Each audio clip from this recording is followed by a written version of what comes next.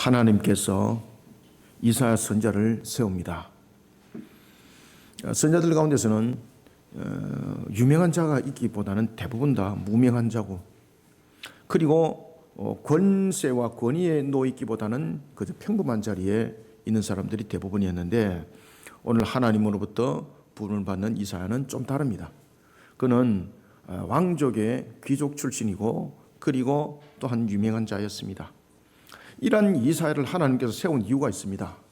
그것은 바로 왕을 비롯한 그 귀족들, 지도자들을 영적으로 깨우는 일에 있어서 이사야를 사용하기 위함이었습니다. 이런 이사야를 통해서 하나님께서는 장차 되어질 일에 대해서 계시하기 시작합니다. 그 계시의 내용은 바로 이스라엘에 관한 심판과 그리고 구원에 대한 내용이었습니다. 이 계시된 예언의 말씀대로 불신앙 가운데 놓여있던 이스라엘, 그들은 상상을 초월하는 그런 역사의 현장에 그들은 서게 됩니다. 하나님께서는 이사야를 통해서 계시 말씀을 줬고, 거기다가 또한 그 뒤에 예레미야 선지자를 통해서 동일한 말씀을 확정적으로서 그들에게 선포를 했음에도 불구하고 이들은 이 말씀을, 계시의 말씀을, 하나님께서 주신 이 말씀을 그들은 닫아버리더라는 것입니다. 그런 속에 처참한 역사가 일어납니다. BC 586년 하나님께서 이사야 선지자를 통해서 계시해 준 말씀대로, 그리고 또한 예레미야 선지자를 통해서 확정하신 그 말씀대로 이스라엘은 멸망의 역사를 갑니다. 말이 쉬워서 멸망이지, 이 멸망은 정말 꿈에도 꾸기 싫을 정도로 처참함이었습니다. 온 나라가 불구덩이 속에 던짐을 당합니다. 바벨로니아에서 짓밟힘을 당하는데, 그 BC 586년의 역사를 이스라엘은 멸망이라고 기록할 정도로, 지금도 가장 뼈아픈 역사를 이야기할 때 BC 586년에 그들은 역사를 기록합니다. 왜냐하면 그날은 바로 그들이 짓밟힘을 당할 때 처절한 짓밟힘을 당했거든요. 그리고 그들은 성전을 세웠던 그 성전이 바벨로니아에서 비참 정도로 회파당하고 무너짐을 당했던 역사. 그러나 무너짐만이 아니었습니다. 회개하고 하나님 품으로 돌아올 남은 자에 대한 계시 말씀이 이사야의 입을 통해서 있었으니, 이 말씀대로 또한 BC 537년 바빌론을 멸하고 메데바사를 이끌었던 고레스를 통해서 칙령이 발동됩니다. 그리고 BC 586년에 무너짐을 당했던 그들은 바로 BC 536년에 회개하고 돌아오는 역사, 그리고 남은 자로서 예루살렘으로 귀환하는 것이 역사 가운데서 이루어집니다. 오늘 이사야를 통해서 주신 본문의 말씀은 이러한 계시의 내용 전체를 담고 있는 내용입니다. 사랑하는 성도 여러분, 우리는 주신 계시 말씀을 통해 교회의 기능과 그리고 그리스도인의 역할을 함께 우리는 비춰보고자 합니다. 결국 예루살렘으로 돌아온, 회개하고 돌아온 남은 자들, 하나님의 품으로 돌아온 남은 자들, 이들이 결국은 지금에 세워진 교회고 그리고 그리스도인들입니다. 그래서 오늘 우리는 이 본문의 말씀을 통해서 장차 도래될 종말의 날을 기억하고, 그리고 또한 그 날을 우리는 믿음으로 바라보면서 우리는 어떤 상태 속에 우리는 세워져야 되는가. 그런데 세상을 돌이켜보면은 마치 오늘 본문에 나타나고 있는 것처럼, 이스라엘의 그 역사 속에 나타나고 있는 것처럼 하나님께서 선지자를 세워서 계시 말씀을 줌에도 불구하고 그들은 그 말씀을 믿지 않습니다. 그 정도로 영적 마비 상태에 놓여 있었던 그 시대처럼 지금 이 시대는 더 강력한 영적 마비 상태 속에 놓여져 있습니다. 그러니 세상 사람들에게 여러분들 이야기해 보십시오. 하나님의 말씀을 통해서 곧 종말이 도래된다고 말하면 세상 사람들이 뭐라고 말하고 있습니까? 흩은 소리나 하고 앉아있다고 말이야. 집에 가지고 그냥 잠자라고, 왜 그런 엉뚱한 소리나 하고 앉아가 있느냐고, 사회를 혼란스럽게 만들지 말라고, 이런 소리 하지 않습니까? 그런데 우리가 이스라엘 백성들도 그래 했습니다. 똑같이 그런 그 말을 했습니다. 그러면서 역사적 상황들이 벌어졌을 때 그들은 통곡하면서 후회를 했습니다. 그 말이 맞구나, 계시 말씀 맞구나. 여러분들, 이 만물은 분명히 창조주가 있습니다. 만물은 그냥 생성될 이유가 없습니다. 만물은 창조주가 있는데 그 창조주가 하나님이세요. 그 창조주께서 우리에게 계시 말씀을 준 겁니다. 이 땅에는 반드시 종말이 옵니다. 이 땅의 종말은 자연적 현상 속에서 나타나지 않습니다. 이 땅의 종말은 이 만물을 만드신 창조주의 그 모든 결말 속에서 종말은 일어납니다. 그때 요한계시록은 우리에게 그 종말은 언제 도래될 것인가 이런 말씀을 주고 있습니다. 하나님의 구원의 백성의 그 수가 찼을 때에 내가 종말을 속히 실현할 것이다. 그러나 그 마지막 날이 도래되는 그 종말을 심판의 날이라고 계시록은 말씀을 주고 있고, 그리고 그 심판의 날이라는 종말의 날이 오기까지의 때를 종말의 때라고 말하는 거예요. 우리는 지금 종말의 때를 살아가고 있습니다. 예수님께서 십자가에서 우리의 대속을 이룬 그 순간 요한계시록의 첫 번째 인이 떼졌고, 그때부터 종말의 때는 시작된 것입니다. 그런 속에 우리는 그리스도인이고 예수 그리스도께서 피값으로 산 교회고 종말을 준비하는 하나의 피난처요 사명자들이 우리가 되는 것입니다. 어떤 역할을? 바로 종말의 심판의 날은 어떻게 도래될 것인가? 하나님의 구원의 백성의 그 수가 찼을 때라고 했습니다. 그러면 하나님의 구원의 백성의 그 수가 차는 것은 누구를 통해서, 어떤 과정을 통해서 일어나는가? 그래서 예수님께서 십자가에서 죽으시고 세워진 것이 교회고 그리스도인이었습니다. 하나님의 구원의 백성들을 부르는 기능은 교회 가운데 있고, 그리고 그 역할은 바로 그리스도인이라는 성도들에게 있습니다. 우리는 이와 같이 하나님께 주신 사명과 사역을 감당해야 됩니다. 그런데 우리는 하나님께 주신 사명과 사역을 감당할 때에 어떤 모습으로 이 일들을 감당해야 될 것인가 라고 우리에게 질문을 한다면 우리는 창세기 2장을 돌이켜볼 수 있어야 됩니다. 바로 에덴 동산과 같은 모습. 에덴 동산과 같은 모습으로 우리는 정말에 하나님께 주신 사명을 감당하는 교회, 그리고 그리스도인이 되어야 된다는 사실입니다. 그러면은 우리는 에덴 동산의 어떤 모습으로 교회와 그리고 또한 성도들이 그리스도인으로서 사명을 감당해야 될까? 이것을 오늘 우리가 본문을 통해서 세 가지로 보겠습니다. 먼저 우리가 17절을 함께 읽어봅니다. 시작. 가련하고 가난한 자가 물을 구하되 물이 없어서 갈증으로 그들의 혀가 마를 때에 나 여호와가 그들에게 응답하겠고 나 이스라엘의 하나님이 그들을 버리지 아니할 것이라. 아멘. 지금 세상이 어떤 상태 속에 있는가 하면은 이사야 선지자가 있을 때도 영적 상태가 그랬습니다만은 지금도 마찬가지입니다. 영적 마비 상태가 있다 보니까 우리가 부유하게 산다 그러고 우리가 행복하게 산다 그러지만은 삶이 전부 다 가련한 겁니다. 영적으로 전부 다 가난한 모습들로 살아가고 있는 겁니다. 그러니까 자신의 현상을 모르고 있는 겁니다. 영적 마비가 일어나게 되면은 흑암 속에 살아가고 있는데 우리의 육신의 눈으로는 앞을 보고 옆도 보고 내 모습을 보지만은 영적 흑암이 있으면은 영적으로 내가 어떤 상태인지를 보질 못해요. 그러니 영적 마비 상태는 결국은 영적 흑암 속에 살아가면서 속고 살아가는 거예요. 진리를 모르고 살아가는 거예요. 우리의 모습들을 보고 우리의 환경들을 보는 것은 그냥 그 껍데기만 보는 거예요. 그 속에 어떤 상황이 벌어지고 있고 영적 상태 속에서 그것이 어떤 환경 속에 놓여 있는가를 보지 못하는 그것을 우리가 영적 마비다, 영적 흑암이다 이렇게 말하는 거예요. 그런 상태, 바로 가련하고 가난한 상태입니다. 오늘 본문에 보면은 가련하고 가난한 자가 물을 구하되 물이 없어 라고 말합니다. 그리고 그들이 혀가 말랐다. 여러분, 사람이 아무리 부유하고 아무리 풍족해도 물이 없으면 살 수 없습니다. 그죠? 그런데 오늘 본문에 보면은 여기서 왜 가련한 자와 그리고 또한 가난한 자만 이야기를 하고 있을까라는 것입니다. 그런데 또한 가련한 자와 가난한 자가 목마른 상태에 있고 혀가 불타듯이 마른 상태에 되어 있습니다. 그들이 물을 찾았지만 물이 없었습니다. 그런데 결론이 딱 보면은 그들이 물을 찾은 것이 아니라 하나님께서 그들에게 응답하셔서 물을 줬습니다. 이야기를 하고 있습니다. 그러면서 하나님이 가련하고 가난한 자를 버리지 않았습니다. 이 말씀을 주고 있는 거예요. 이 말씀은 바로 역사 속에서 일어났던 바로 바벨론의 침공 사건이었고, 그리고 또한 BC 537년의 고레스 칙령 이후에 BC 536년 그들이 예루살렘으로 귀환했던 그 역사적 상황에 대한 계시 말씀입니다.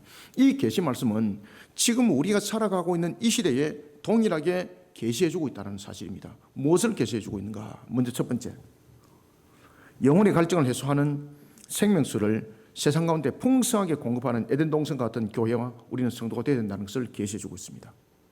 지금 이 시대가 영적 마비 상태, 영적 흑암 상태 속에 있습니다. 그러면은 지금 세상 속에 있는 사람들은요, 가련한 자들과 가난한 자들이에요. 이들이 지금 가난하다는 것은 자신의 상태들이 어떤 영적 상태에 놓인지를 지금 알지 못하는 상태예요.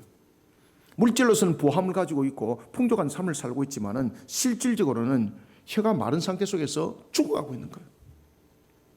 그럼 이들의 영적 상태를 바르게 직시해주고, 그리고 이들에게 영혼의 갈증 속에 놓이는 이들에게 생명수를 공급해 줄 수 있는 것은 바로 교회 기능이거든요. 그리고 그리스도인들의 역할이에요. 이런 속에 우리는 영적 흑암 속에 우리는 어떤 에덴 동산 같은 교회와 성도가 되어야 되는가? 17절 보면서 우리가 깨달아야 할 것은 영혼이 갈증을 하고 있습니다. 그런데 그 흑암 속에 있는 영혼들이 지금 갈증을 하고 있는지 안 한지도 지금 분별하지 못하고 있습니다. 그러면은 이 영혼이 갈증 상태에 놓여 있다는 것을 아는 것은 어디일까요? 세상 가운데 교회입니다. 영적 흑암 속에 세상이 가려있기 때문에 어떤 세상의 기관도 어떤 세상의 종교단체들도 지금 이것이 영적 기관리에 놓여 있는지 흑암에 놓여 있는지 모릅니다. 왜냐하면 그들도 같이 함께 그 속에 흑암에 놓여 있기 때문입니다. 그럼 이것을 알 수 있는 곳은 어딘가? 바로 빛이 되어 있고 소금이 되어 있는 곳에서만 이것을 구별할 수 있습니다. 바로 교회입니다. 세상의 영혼들이 지금 갈증을 하고 있습니다. 이것을 해소할 수 있는 것은 오직 한 군데밖에 없습니다. 바로 교회 기능입니다. 따라서 영혼의 갈증을 해소하는 생명수를 교회와 그리고 성도들은 세상 가운데 풍성하게 공급해야 되는데 어떻게 공급해야 되는가? 에덴 동산과 같이 해야 됩니다. 에덴 동산 같이. 그래서 에덴 동산과 같은 교회와 성도가 되어야 되는 것입니다. 하나님께서는 이사야 선지자를 통해 불신앙으로 황무지와 같이 되어버린 이스라엘의 회복을 약속합니다. 여러분, 주변이 아무리 아름답고 산천이 아무리 화려하게 보이도요, 그 땅이 메마르고 마실 물이 없다면 사람이 살아갈 수 있는 방법은 없습니다. 장차 바벨론의 포로로 끌려가게 될 이스라엘의 모습을 상기시켜 줍니다. 오늘 본문이. 그리고 그들이 포로지에서 당할 고난과 고통, 그리고 그 비천한 모습을 오늘 본문에서 바로 가련한 자와 가난한 자, 그리고 본문에 보면은 그들의 혀가 말랐다라는 것은 그들이 포로 상태에 놓여져 있을 영적 갈증, 그리고 영적 갈등에 대한 문제뿐만 아니라 그들의 삶에 회파당한 그 고통, 고난을 이 단어 속에 함축을 하고 있는 겁니다. 몸이 불타듯 타오릅니다. 소망이 보이지 않습니다. 이대로 가면 생명은 더 이상 지탱할 수 없는 끝을 바라볼 수밖에 없습니다. 하나님께서는 이런 이스라엘 백성들 향해서 말씀을 줍니다. 회개하고 하나님의 품으로 돌아오는 자는 하나님으로부터 생명수를 공급받게 될 것이라고 말입니다.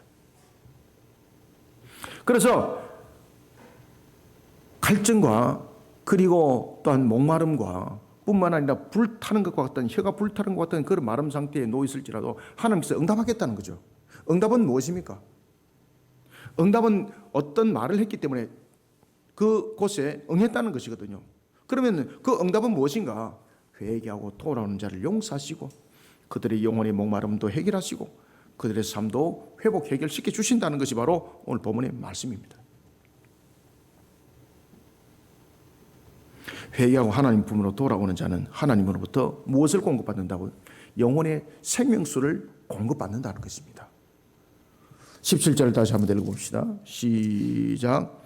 가련하고 가난한 자가 물을 구하되 물이 없어서 갈증으로 그들의 혀가 마를 때에 나 여호와가 그들에게 응답하겠고 나 이스라엘의 하나님이 그들을 버리지 아니할 것이라. 아멘. 우리가 에스겔서 37장 8절의 말씀을 잠깐 한번 돌이켜보면은 에스겔서 37장 8절의 말씀에 보면은 마른 뼈가 있습니다. 그런데 그 마른 뼈에 뼈가 있는 것이 아니라 마른 뼈가 기름지게 만들고 그리고 마른 뼈 위에 힘줄이 생겨납니다. 그리고 살이 덮어집니다. 그리고 지금 우리 피부 같은 껍질이 덮여집니다. 그러면 우리는 그것을 뭐라고 말하나요? 사람이라고 말하나요? 시체라고 말하나요? 자, 보십시오. 마른 뼈가 기름지게 되었습니다. 힘줄이 생겨났습니다. 핏줄과 힘줄이 생겨났습니다. 그리고 살도 덮어졌습니다. 지금 우리 피부와 같은 껍질이 덮여졌습니다. 그런데 살아있지 못해요. 그럼 그것은 사람인가요? 생명인가요? 시체인가요? 시체입니다, 시체.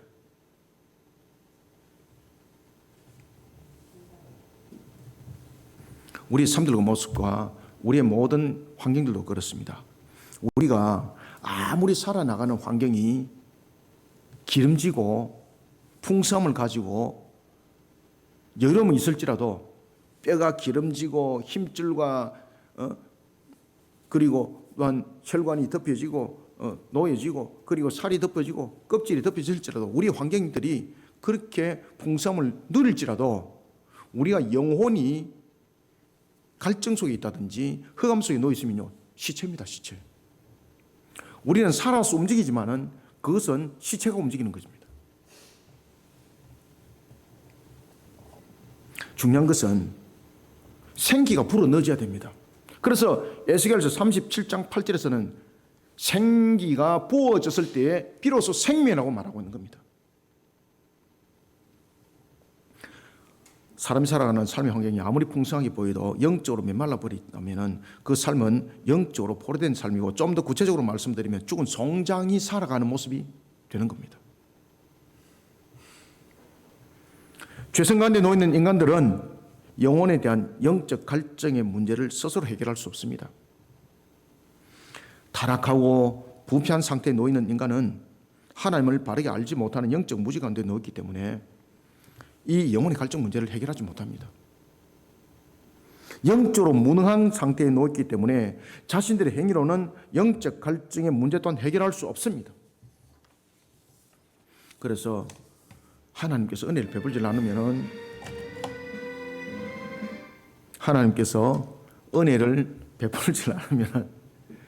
역사는 일어나는 겁니다. 그러니까 보십시오. 하나님께서 어머니의 음성도 함께 들려주지 않습니까? 여러분, 예수님께서 우리의 구원을 위해 십자가에서 이루신 것, 요한복음 19장 30절이죠. 다 이뤘다라고 하신 이 공로로, 그리고 이 공로를 교회와 그리고 그리스도 값으로 세워질 성도를 통해 이룰 것을 또한 요한복음 17장 20절 이하에서 약속하셨습니다. 세상 가운데 놓여 있는 가련하고 영적으로 가난한 자들, 누가 그 영혼들에게 생명을 공급하겠습니까? 지금 세상 사람들이 살아가고 있지만은요, 죽은 송장의 모습으로 사실은 살아가고 있는 겁니다. 이들에게 자신들의 모습이 어떤 상태인지를 알게 하고 깨닫게 해야 됩니다. 그 빛의 기능을 가지고 있는 것은 오직 교회밖에 없습니다. 왜 그런가 하면 요한복음 19장 3절 예수님께서 우리의 죄를 대속하면서 다 이뤘다라는 그 말씀 속에 그 피값으로 세운 것이 교회고, 그리고 그 피값으로 사신 바가 된 것이 우리 그리스도인 성도들이거든요. 그것은 너무나도 기독교적인 일방적인 내용이 아닙니까? 아닙니다. 이것은 제가 여러분들에게 어떤 일방적인 내용을 말하는 것이 아니라 진리를 여러분들에게 지금 일깨워주고 있는 겁니다. 오늘도 해가 뜨지만은 세상은 흑암 속에 있는 겁니다. 자신들이 지금 죽은 송장의 모습으로 살아가고 있다는 것을 모르고 있는 겁니다. 그러면 죽은 송장의 모습으로 살아가고 있는 그들에게 영적으로 일깨워주고 그 영적 갈증을 해소시킬 수 있는 곳은 어딘가? 예수님께서 이루신 십자가, 바로 교회, 그리고 예수님의 십자가의 그 피값으로 사신 바 된 그리스도인 성도들, 교회와 성도들 통해서 그 역할들이 감당되어지는 겁니다. 영혼의 갈증을 해소하는 생명수를 공급할 수 있는 곳은 오직 한 곳입니다. 다 이뤘다라고 말씀하신 그 피값으로 세운 교회입니다. 주님의 피값으로 세워지고 그 피값으로 사신 바 된 성도는 세상을 향해 생명수를 공급하는 에덴 동산이 되어야 되는 것입니다. 그렇기 때문에 교회와 성도가 에덴 동산의 역할을 하지 못하면요, 하나님으로부터 징책을 받아요, 여러분들요. 아시겠습니까? 그래서 우리가 그리스도인으로 살아간다는 것은 내 만족으로 살아가는 것이 아닙니다. 하나님께서 세우신 역할자로서 살아가야 되는 거예요. 그 가운데 복이 있고, 그 가운데 은혜가 있고, 그 가운데 기쁨이 있는 거예요. 그러니 주님께서 말씀하시기를 먼저 너희들은 그의 나라와 그의 의를 구하라 하였고, 마태복음 28장 18절을 위하여서 나타나고 있는 지상 대위임령, 너희들은 내가 다시 오는 그날까지 아버지와 아들과 성령의 이름으로 무엇을 주고 세례를 주고, 그리고 그것을 가르쳐라 그랬습니다. 어디까지? 너희들이 살고 있는 지역이라는 예루살렘과 나라와 민족이라는 유대와, 그리고 세상 사람들이 구별해내고 세상 사람들로부터 소외된 사마리아까지 가라. 그들을 돌아보라. 그런가 하면 또한 온 모든 민족 가운데 나가는 땅끝까지 이르라. 그래서 사도행전 1장 8절이 우리에게 주시는 말씀이 예루살렘과 유대와 사마리아와 땅끝까지 이르러 나의 정인이 되라고 말씀하셨습니다. 그것이 교회의 기능이고 그리스도인이라는 성도들의 역할인 것입니다. 우리는 이런 역할들을 에덴 동산처럼 해야 되는 겁니다. 에덴 동산은요, 값없이 흘려보낸 것입니다. 에덴 동산은 흘려보낼 때 수도를 받고 정교를 받은 것 아닙니다. 에덴 동산은 값없이 흘려보냈습니다. 세상을 향해서. 우리는 이런 공급하는 에덴 동산이 될 때에, 그런 교회가 되고 그런 성도가 될 때에 그런 교회를 시온성이라고 말하는 거예요. 그래서 우리가 시온성과 같은 교회, 우리 찬양에도 나오지 않습니까? 시온성과 같은 교회. 그리고 또한 이런 성도들을 가리켜서 그리스도인이라고 부르고 있는 겁니다. 우리는 이 사실을 잊지 말아야 합니다. 우리는 이런 속에 에덴 동산과 같은 교회와 성도들이 다 되시기를 소원소망합니다. 두 번째는 18절을 읽습니다. 시작. 내가 헐벗은 산에 강을 내며 골짜기 가운데에 샘이 나게 하며 광야가 못이 되게 하며 마른 땅이 샘 근원이 되게 할 것이며. 아멘. 자, 여기서 이제 18절에 보면은, 자, 장소를 한번 보세요. 헐벗은 산이죠. 헐벗은 산에 소망이 있습니까? 헐벗은 산에는 나무가 아무것도 없다는 거예요. 그럼 나무가 없으면 열매 맺을 수 있나요? 삶이 이루어질 수 있나요? 아무것도 없습니다. 그 다음 두 번째, 골짜기. 근데 골짜기 샘이 없어요. 골짜기에 샘까지 없다면 험악합니다, 여러분들요. 살아갈 길이 없어요. 그 다음에 세 번째는 광야. 광야는 아무것도 없는 거지, 풀 한 포기도 없는 게 광야, 여러분들요. 그곳에서 여러분 살 수 있겠습니까? 네 번째, 마른 땅. 마른 땅이 풀 한 포기 납니까? 그래서 지금 네 군데 장소를 통해서는 무엇을 말하고 있는가 하면 소망과 희망이 사라졌다는 겁니다. 지금 우리 세상의 모습들이 이렇습니다. 아시겠습니까? 따라서 우리는 에덴 동산과 같은 교회와 성도로서의 어떤 역할을 해야 되는가? 18절 두 번째, 세상을 하나님의 동산으로 변화시켜야 됩니다. 지금 세상에 보면은 헐벗은 산이 되어 있습니다. 그리고 많은 골짜기 되어 있습니다. 광야입니다. 마른 땅입니다. 이것을 동산으로 바꿔야 되는데, 동산으로 바꾸려면 세상의 동산으로는 이것이 기름지지 않습니다. 하나님의 동산으로 바꿔야 합니다. 따라서 우리는 두 번째로 세상을 하나님의 동산으로 변화시켜 나가는 에덴 동산에 흐르는 내 강과 같은 십자가 교회와 성도가 되어야 합니다. 이 메마른 땅을 적시려 그러면, 메마른 땅을 옥토로 변화시키려면 어떻게 되겠습니까? 먼저 물이 흘려져야 됩니다. 아시겠습니까? 물이 없는데 거기다가 비료나 하나 보십시오. 물이 없는데 나무 심어 보십시오. 비료는 오히려 그 공해가 되고 나무는 심어봐야 쓰레기가 될 뿐입니다. 자랄 수 없어요, 여러분들요. 우리가 창세기 2장에 보면 에덴 동산에서 비선과 기온과 히데일과 유브라데라는 네 강이 흘렀을 때에 어떤 역사가 일어났습니까? 땅이 살아나잖아요. 땅이 살아나니까 풀이 나고 생명이 일어나고, 놀라운 역사가 일어날 때 물이 흐르니까 그 땅에 묻혀있던 순금이 드러나고, 베들레헴이 드러나고, 호만요가 드러나고. 따라서 우리는 세상을 하나님의 동산으로 변화시켜야 돼요. 하나님의 동산으로 변화시키기 위해서는 어떻게 되는가? 에덴 동산에 흐르는 내 강과 같은 십자가 교회, 그리고 성도들이 되어야 합니다. 하나님께서는 이사 선지자를 통해 구원에 따른 계시 말씀을 주실 때에 지형과 함께 네 가지의 물을 말하고 있습니다. 첫 번째는 헐벗은 산에 못이 있게 한다. 강이 있게 하는 거예요. 그죠? 헐벗은 산에 여러분들요, 나무 한 그릇 없는데 그렇다고 해서 나무 심는다 그래서 그 나무가 나느냐 말입니다. 강이라는 것은 풍성함을 공급할 수 있는 물이 되어야 되는 것이거든요. 그래서 헐벗은 산에 강이 있다는 것은 그 다음을 보장하는 거예요. 나무가 없는 산을 가르쳐 헐벗은 산이라고 말하고 있습니다. 나무가 자랄 수 없는 척박한 땅에 나무를 심고 나무가 자랄 수 있도록 전능하신 하나님께서 풍성한 물을 공급할 강물을 제공하겠다는 겁니다. 두 번째는 골짜기 가운데 있는 샘입니다. 골짜기는 험한 곳인데 그곳이 메마르기까지 합니다. 소망이 없습니다. 그것에 하나님께서 무엇을 약속하십니까? 소망이 살아날 샘을 약속하는 겁니다. 그리고 세 번째는 광야를 못이 되게 하는 겁니다. 여러분, 광야는요, 예레미야서 2장 2절과 그리고 6절, 민수기 20장 5절의 말씀에서 주고 있는 것처럼 사람이 살 수 없는 곳입니다. 경작할 수 없는 곳이 광야입니다. 왜? 물이 없기 때문입니다. 놀라운 것은 이런 광야를 전능하신 하나님께서 못으로 만들어버리겠다는 겁니다. 못으로 만들면 무엇이 모여들까요? 생명체가 풍성함을 이루게 되고 그곳에 많은 짐승들과 사람들이 모여 사는 풍성함을 이룰 수 있는 곳이 바로 못입니다. 못. 누구를 위해서 그렇게 하겠다는 겁니까? 누구를 위해서? 바로 회개하고 돌아온 남은 자입니다. 하나님께서는 회개하고 돌아온 남은 자 속에는요, 세상 속에 우리가 마치 메마른 황무지와 같은 되어 있는 모습, 헐벗은 산과 같이 되어 있는 모습, 하나님께서 풍성을 이루도록 축복을 하겠다는 겁니다. 영이 살아야 됩니다. 영이 살지 못하면요, 그 풍성함을, 진정한 풍성함을 누리지 못합니다. 그리고 네 번째는 마른 땅에 샘이 근원이 될 것을 약속합니다. 전능하신 하나님께서 바짝 말아버린 땅, 그 땅을 기름진 땅으로 변화시켜버리겠다는 겁니다. 자, 18절 다시 한 번 더 읽읍시다. 시작.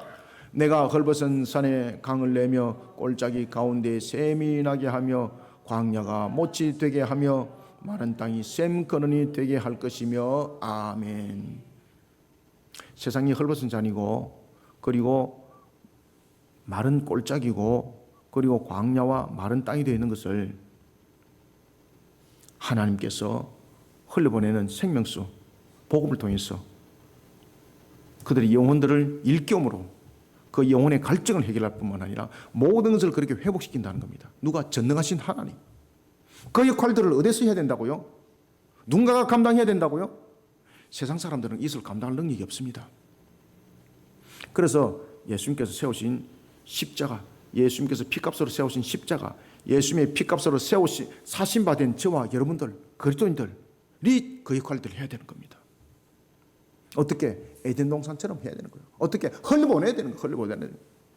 에덴 동산에서 비선과 기온과 히데일과 유브라데 네 강물이 흘렀을 때에 그것은 값없이 흘려보냈습니다. 그리고 우리가 지역을 섬길 때도 그러지 않습니까? 사랑의 바제를 할 때도 우리가 한없이 섬기잖아. 그렇죠? 세상 사람들을 보십시오. 자신들은 무언가를 드러내고 있고 자신들이 무언가를 갖다 위치를 이익이 주어지지 않으면 하지 않습니다. 그런데 우리는 이익을 가지고 하는 것이 아니지 않습니까? 오직 예수 그리스도의 그 사랑에 그 흘려보내는 그 값으로 우리는 그 영혼들을 향해서 나가는 겁니다. 사랑하는 성도 여러분, 에덴 동산에 흐르는 네 강인 비선과 기온과 히데일과 유브라데는요, 흐르는 강입니다. 흘려보냈습니다. 값없이 흘려보냈습니다. 그렇게 흘려보내니 땅의 생명이 움텄고 땅이 기름졌고 땅이 묻혔던 순금과 베델리엄과 호마뇨가 나타났습니다. 가치 있는 땅이 된 겁니다.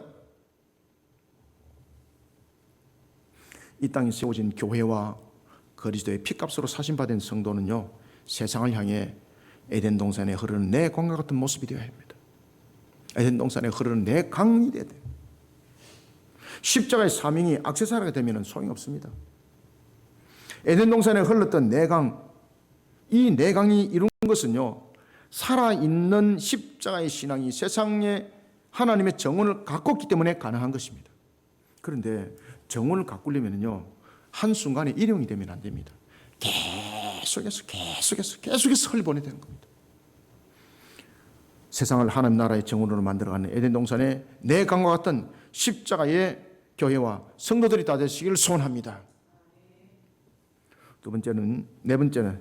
세 번째는 마지막으로 19절을 우리가 함께 읽읍시다. 시작. 내가 광야에는 백향목과 시띠나무와 화석류와 들감람나무 심고 사막에는 잣나무와 소나무와 황양목을 함께 두리니. 아멘. 자, 여기서 지금 7가지 나무에 대해서 이야기를 하고 있거든요. 근데 재밌습니다.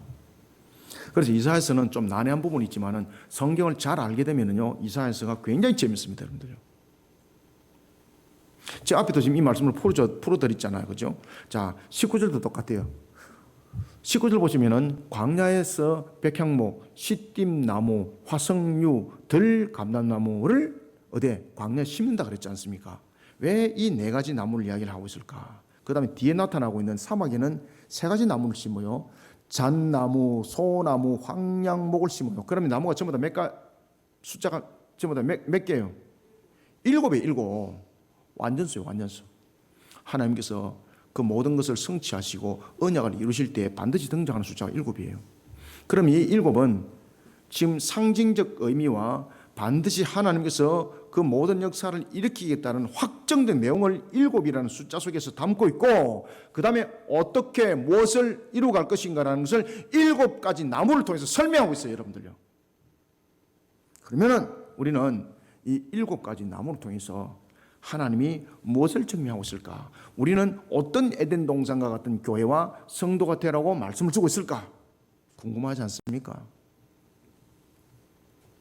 궁금한 것은 우리 김순자 성도만 궁금한 건데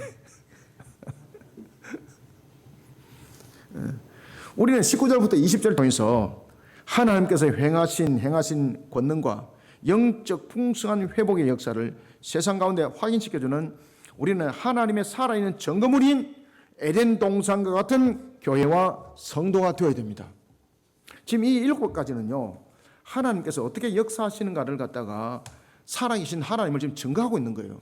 그래서 우리는 교회로서의 그 기능을 할 때에, 성도로서의 기능을 할 때에 하나님의 살아있는 증거물이 되어야 되는 거예요. 지금 여기에서 7가지는 증거물이거든요. 어떤 증거물일까? 2가지의 증거물이에요. 하나님께서는 이사야 선지자에게 메마른 곳에 하나님의 은혜가 풍성한 결과를 어떻게 맺을 것인지 7이라는 완전수를 통해서 7가지 나무를 지금 말씀하고 있습니다. 그 가운데 먼저 첫 번째 백향목을 잘 보십시오. 백향목은 어떤 나무일까요? 백향목은 나무가 굉장히 굵고 곧은 나무예요. 그래서 아주 중요한 건축을 할 때는 백향목이 아주 중요한 건축 자재가 되는 거예요. 그래서 성전을 지을 때에 기둥이 무엇이 되었습니까? 백향목이었어요, 백향목. 솔로몬이 성전을 세울 때에 그 성전의 기둥은 백향목으로 세워, 백향목. 백향목은 삐뚤어지지 않거든요. 아주 곱고 튼튼하고. 백향목은 열왕기상 6장 9절에 의하면 성전을 건축하는 중요한 제목으로 쓰임받았습니다. 그러면 시띠나무는 뭔가? 시띠나무는 여러분 출애굽기로 가시면 알 수 있어요. 자, 이 시띠나무는 뭔가 하면 출애굽기 25장 이하에 보면은 성막을 지을 때에, 기구를 만들 때에, 모든 기구들을 만들 때에 무엇을 담는다든지, 언약궤를 담는다든지, 그 다음에 향단을 만든다든지, 번제단을 만든다든지, 그 다음에 가름대를 만든다든지, 이럴 때 전부 다 모든 재료가 무엇을 씁니까? 조각목을 쓰거든요. 이 시띠나무가 바로 조각목이에요, 조각목.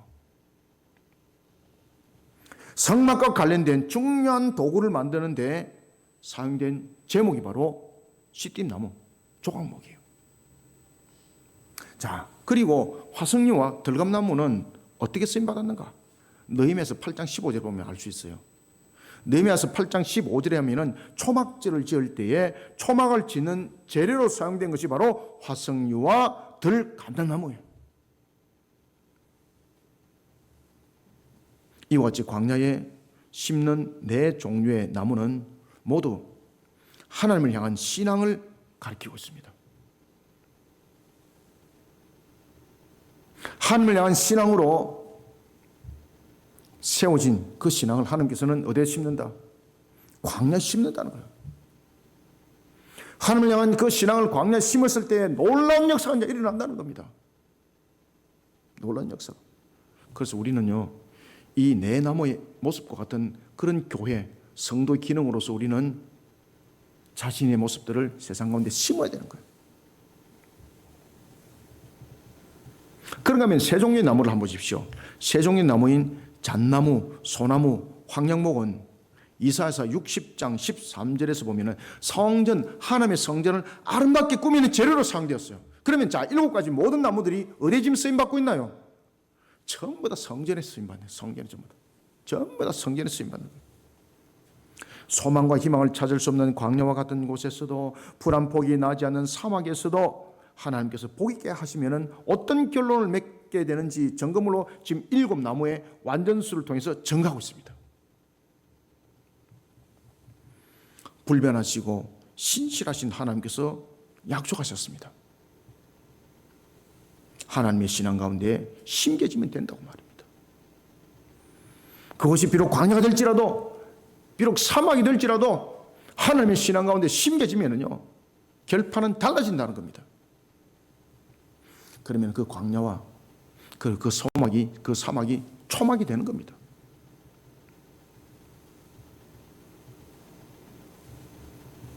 불변하시고 신실하신 하나님께서 약속하셨습니다. 이것을 세상 사람들의 눈에 똑똑히 보도록 만들겠다는 겁니다. 그리고 그들의 입으로서 고백하게 만들겠다는 겁니다. 어떻게? 19절부터 20절을 읽어봅시다. 시작. 내가 광야에는 백향목과 시팀나무와 화석리와 들감남나무를 심고 사막에는 잣나무와 소나무와 황량목을 함께 두리니 무리가 보고 여호와의 손이 지으신 바요 이스라엘의 거룩한 이가 이것을 창조하신 바인 줄 알며 함께 헤아리며 깨달으리라. 아멘. 구원의 하나님은 화복의 주관자이기도 합니다. 자신의 삶이 광야와 같고 사막과 같을지라도 하나님을 향한 신앙으로 세우시면 결론은 달라집니다. 세상 사람들이 이미 끝났고 여기에서는 끝장이야, 여기에서는 아무것도 없어 라고 말하는 그곳이 아름다운 집이 지어지고 그곳에 풍성한 결실을 맺는 장소가 된다는 겁니다. 이것을 세상 사람들이 볼 것이라는, 그들의 입에서 고백될 것이라, 이것이 20절의 말씀입니다. 그래서 무리들이 보고 이라는 것, 무리들이 보고.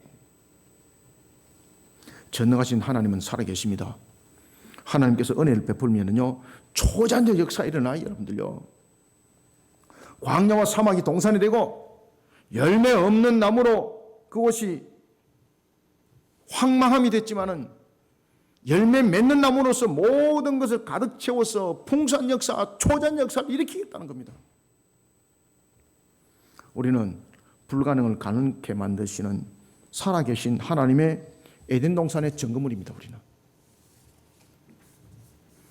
여호와께서 행하시는 권능과 영적 풍성한 회복의 역사를 우리는 세상 가운데 확인시켜주는 하나님의 증거물이 되어야 합니다. 그래서 우리는 신앙으로 반응해야 됩니다. 우리의 신앙을 에덴 동산처럼 세상 속에 심어야 됩니다. 교회가 문을 닫아놓고 자기들끼리만 먹고 놀고 잔치하고 주님이 그 교회 전부 다 버립니다. 그건 기능이 아니거든요. 그건 썩은 교회, 썩은 교회. 그런 교회는 하나님 쓰지 않습니다. 그런 교회는 하나님께서 던져버려요. 그런 성도는 던져버려요, 여러분들요. 에덴 동산이 되어야 되는 것입니다. 에덴 동산은 네 방향으로 물을 흘려보냈어요. 하나님께서 광야와 사막을, 초막을 이루는 그런 역사를 어떻게 되는 것입니까? 나무를 심었어요. 나무를 심었어요, 여러분들요. 우리의 신앙을 세상 가운데 신앙을 심어야 되는 거예요. 그래서 우리는 세상을 그리스도의 참 문화로 다 바꿔 나가야 되는 거예요. 세상을 그리스도 문화로 바꿔 나가야 되는 거예요. 심어야 되는 거예요. 우리끼리만 조사오니가 아니에요, 여러분들요. 그래서 신앙은 곧 삶이 되어야 되는 거예요. 우리의 신앙의 삶들을 세상 가운데 심어야 되는 거예요. 그랬을 때 세상 사람들이 보고, 이야, 저 사람이 정말로 그리스도인이구나, 저 사람이 하나님의 참 큰 사람이구나, 이런 고백들이 세상 사람들의 입을 통해서 들려줘야 되는 거예요. 우리끼리만 조사오니 이렇게 문을 닫고 있으면 세상 사람들이 뭐라고 말하겠습니까? 아이고, 그래, 너희끼리 잘 놀아봐라. 손가락질이라 당하는 거예요. 마태복음에서도 여러분들 보시면 주님께서 말씀하셨습니다. 너희들은 이미 세상의 소금인데 소금으로서 그 기능을 감당하지 못하면 너희들은 세상 가운데 짓밟힘을 당할 것이다. 조롱을 당할 것이다. 내가 세상 가운데 버릴 것이다. 말씀을 했습니다. 이미.